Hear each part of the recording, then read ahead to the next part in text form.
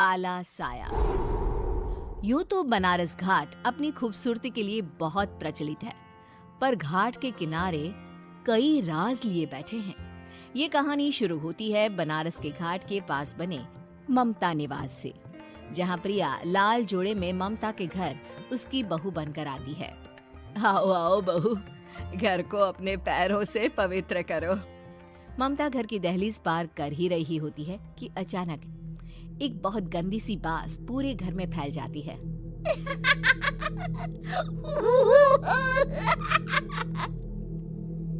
ये बदबू और ये आवाजें, ये कौन हंस रहा है माँ?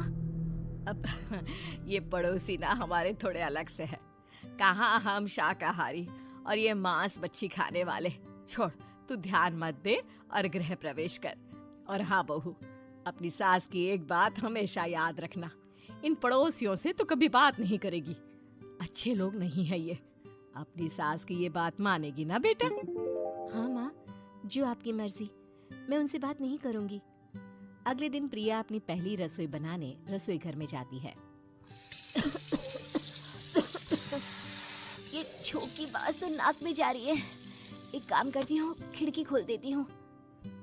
प्रिया खिड़की खोलने जाती है। इतने जाले, लगता है इस खिड़की को कभी खोला ही नहीं गया। पर ऐसा क्यों?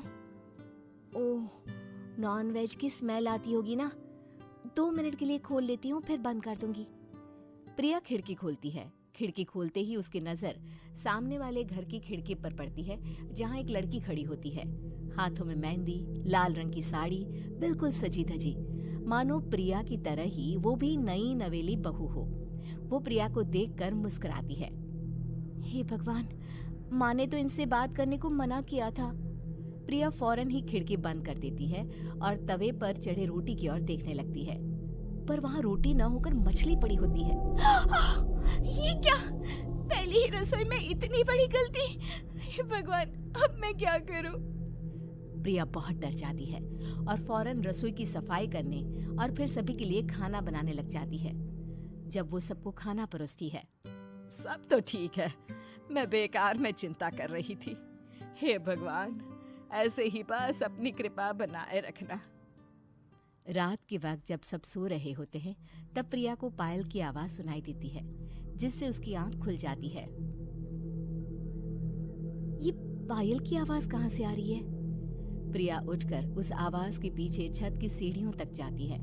तभी उसे बच्चे के रोने की आवाज आती है। प्रिया छत पर जाती है तो क्या देखती है?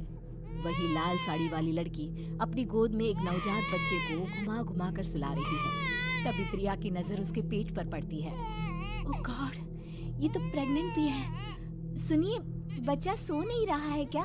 मैं कुछ मदद करूं? नहीं नहीं, आपके घर वालों को अच्छा नहीं लगेगा, मैं संभाल लूंगी। स्नेहा की गोद से बच्चा हाथ मारकर प्रिया की गोद में आने को छटपटाने लगता है।